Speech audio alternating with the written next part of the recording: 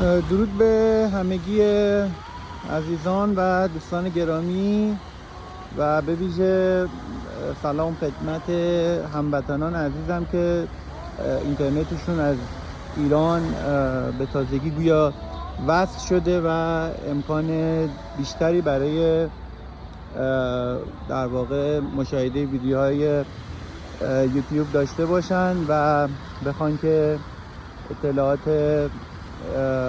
مفیدی رو در مورد کشور دوست و همسایه و برادر به نوعی تاجیکستان کسب بکنن. ببینید، خب میدونید حتما که ما با تاجیکستان به هر حال پیوند مشترک فرهنگی و تاریخی داریم و در بسیاری از جهات اشتراکات زیادی داریم. مردم اینجا مردمان میکسرشی هستن و مردم محترمی هستن، مردمی هستن که ذاتاً از نظر من انسانهای خوبی هستن و محترمن و اهل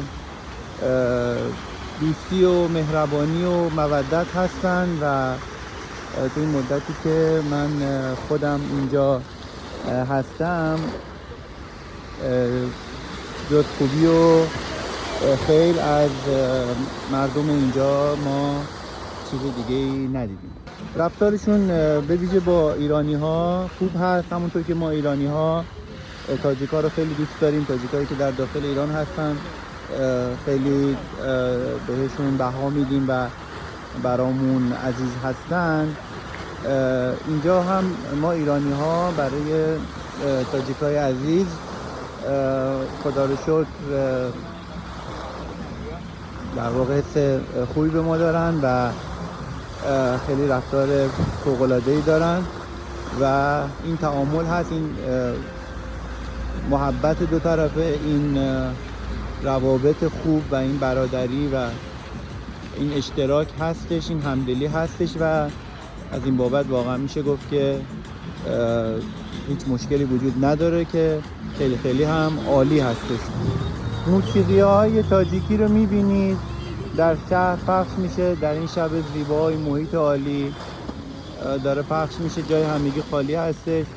موسیقی ایرانی هم که اینجا طرفدارای زیادی داره، به ویژه موین میشه گفت، اندی و گوگوش و حالا این سری خواننده هایی که مطرح هستن خیلی اینجا شنیده میشن تو ماشین ها و مردم تاجیک کلاً به زبان پارسی اهمیت زیادی میدن و به نوعی اون رو شاید زبان مادری خودشون تلقی میکنن و این پیوند روحی وجود داره برای تاجیک ها.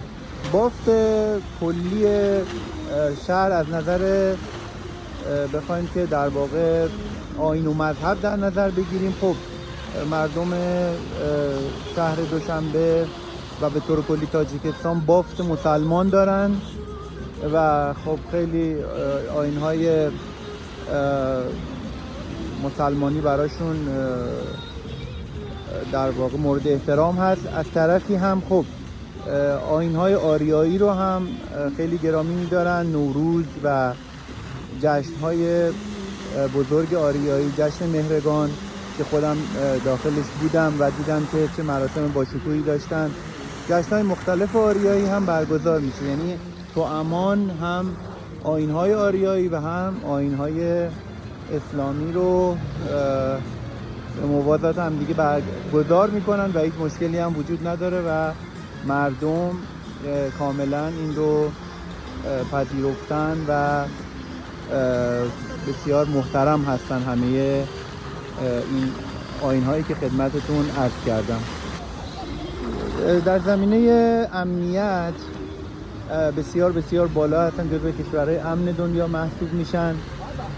همه چیز تحت کنترل و نظارت هست و امنیت بسیار خوبی وجود داره، به ویژه برای شهروندان خارجی. حتی پلیس های ویژه‌ای برای حفاظت از خارجی ها در جای شهر هستن، یعنی نشون میده که چقدر برای مهماناشون اهمیت قائل هستن و این خیلی ارزشمند هستش که کلاً هم مردم تاجیک و هم خارجی ها میتونن که به راحتی از امنیت و آرامش شهر استفاده بکنن. امنیت روانی بسیار بالای حاکم هست و خب این کار رو خیلی راحت میکنه که امور دیگه هم به خوبی پیش بره. بنیان خانواده اینجا خیلی مستحکم هست از این نظر که بزرگترها بسیار بهشون اهمیت داده میشه، پدرها، برادرها یه بزرگتر و کلا این بزرگتر بودنه اینجا خیلی هنوز رعایت میشه و خیلی زشته که بشه به یک بزرگتر بی احترامی بکنن و اون سلسله مراتب هستش. طور معلم ها مثلا اینجا خیلی بهشون اهمیت داده میشه، یعنی از این نظر که به هر حال احترام ها واجب هست دیگه. اگر کسی بی احترامی بکنه معمولا با چی بگم نگاه خوبی بهش ندارن، یعنی خودشون رعایت میکنن دیگه. خیلی خوبه این فرهنگ جا افتاده. اینجا مردهای تاجیکی بسیار مردهای خوبی هستن، خانوماشون هم به همین شکل بسیار در واقع خواهران مهربان ما هستن و با هم زندگی میکنن. ازم به حضورتون که راستش هر کی سنشون بالاتر باشه انگار زبان فارسی رو بهتر متوجه میشن، بهتر صحبت میکنن، تاجیکی صحبت میکنن. ولی حالا خیلی از سنین پایین هم البته تاجیکی رو صحبت میکنن، ولی میدونیم بعضی هم حالا هستن که ممکنه که فقط روسی صحبت بکنن و زیاد تاجیکیشون خوب نباشه. اینها رو هم ما دیدیم. حالا بستگی به خیلی چیزا داره. بعضی ها مثلا مدارس روسی میرن، بعضی ها مدارس انگلیسی میرن و انگلیسی روسیشون بهتر از تاجیک هست، ولی به طور کلی خوبی که داره بیشترشون از همون بچگی زبانهای تاجیکی و روسی رو کاملا صحبت میکنن و حالا کافیه یه مدرسه انگلیسی زبان هم برن که اونم زود یاد بگیرن و کلا بچه 7-8 ساله شما میبینید که اینجا به 3 زبان مسلط هست. و خب این افسوسیه برای ما که در ایران باید سعی کنیم که این بخش زبانمون رو تقویت بکنیم و به بچه همون زبان رو از همون دوران کودکی یاد بدیم. ببینید تاجیکستان با اون برداشتی که خیلی ها از قدیم دارن فکر میکنن مثلا یک کشوری هستش که توسعه پیدا نکرده، بسیار بسیار در اشتباه هستن. الان دیگه تاجیکستان کلن به سمت مدرن شدن داره پیش میره. همین الانش هم ساختمان‌های خیلی مدرنی داره، خیلی امکانات مدرنی داره، خیلی شیک هستن، خیلی در واقع تردد هست، خیلی تجارت هست، بزینس هست و خیلی بروز هستن، رستوران های خیلی شیک و مدرن و اوکی هست همه چیز. یعنی کلا بافت شهر از قدیم خیلی تغییر کرده. مثلا اونایی که 20 سال پیش اومدن باید کلا نگاهشون رو عوض کنن. یه تاجیکستان جدید، یه تاجیکستان مدرن پیش رو هست و حالا گفتم مترو نداره که در حال برنامه‌ریزی هستن براش و زیرساخت‌های شهری حالا که داره روز به روز بهتر میشه و کلا باید پس تصورتون رو عوض بکنید و شما الان با یک تاجیکستان پیشرفته روبرو هستید و البته بگم هنوز باز هم جای کار داره و روز به روز اینجا تلاش سازندگی هست. خیابون‌ها در واقع همه بروز میشن و کلا فضای شهر فضایی که رو به رشد و پیشرفت حرکت میکنه. اینجا در زمینه مسائل شغلی ببینید چون جزو کشورهای متوسط از نظر ارزش پول هستن، بنابراین درآمدشون هم میتونه کافی باشه، یعنی تورم بالا نیست و دخل و خرجشون یه جوری به هم میخونه. خب خیلی داریم قشر مرفه اینجا داریم که خیلی ثروتمند هستن، یه سری هم متوسط هستن و البته افراد ضعیف هم وجود دارن. نمیشه گفت که همه خوبه، ولی همه قشری هستن اینجا و خب یه سری که درآمدشون خیلی بالاست، حالا کارهای آزاد و مشاغل ساخت و ساز و اینجور مسائل، و بقیه مردم هم شغلای عادی دارن و هر کس به سهم خودش درآمدی داره و داره زندگیشو میچرخونه و میگذره دیگه. بالاخره اون رضایت کلی وجود داره، چون گفتم اون بحث تورمه خیلی اینجا مطرح نیستش و ارزش پولشون تقریبا بین حالا 70-80 جهان هست و اوکی از این نظر. ایرانیایی که بخوان وارد تاجیکستان بشن هم میتونن برای دانشگاه اقدام بکنن. دانشگاه‌های مختلفی هست، حالا اگر از من هم راهنمایی بخواید حتما در اختیارتون قرار میدم چه رشته‌هایی میشه ثبت نام کرد، کجاها میشه ثبت نام کرد، هزینه‌هاشون چقدره. همینطور برای مسائل کاری هم اگر تخصصی دارید میتونید که اقدام بکنید و جاب آفر بگیرید و ویزا بگیرید و مشغول به کار بشید. اما هزینه‌های زندگی در تاجیکستان خب شاید برای خیلی‌ها سوال باشه.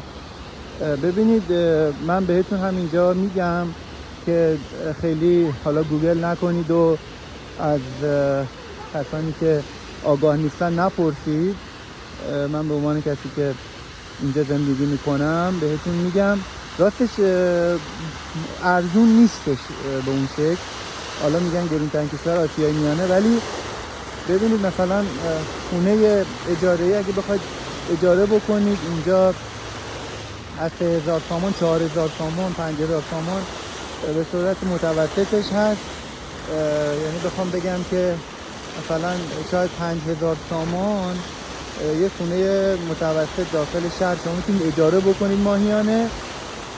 معمولا هم پول پیش نمیخواد. 5000 تومان یه چیزی حدود 90 میلیون تقریبا میشه در ماه.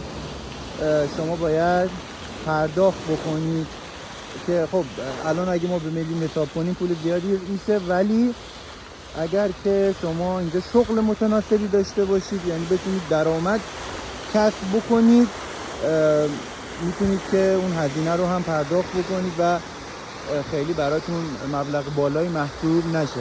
حتما باید اینجا کار بکنید و شغل مناسبی داشته باشید که بتونید اینجا زندگی بکنید و حالا اگه سرمایه‌ای دارید اینجا میتونید سرمایه‌تون رو برای مشاغلی که توش تخصص دارید به کار بندازید و یک پشتوانه مالی راستش باید حتما داشته باشید که بتونید یه مدتی دووم بیارید اینجا و بعدش حالا بتونید که زندگی دلخواه خودتون رو به لحاظ درآمدی داشته باشید. پس با دست خالی نمیشه اومد اینجا و از صفر شروع کرد. همین که میگم ماهی حدودا 90-100 میلیون، حالا یکم کمتر و بیشتر بخواید هزینه فقط مکان بدید و حالا بجز تغذیه و سایر مسائل خب خیلی راحت نیست و شما باید راستش احتمالاً یه پشتوانه‌ای داشته باشید که بتونید شروع بکنید و حالا برنامه‌هاتون رو کامل و منظم بچینید که بتونید برای اقامت در تاجیکستان اقدام کنید. به عنوان ایرانی که اینجا هستم، حالا اگر کسی کمکی خواست در مورد مسائل اقامتی و مسائل کاری و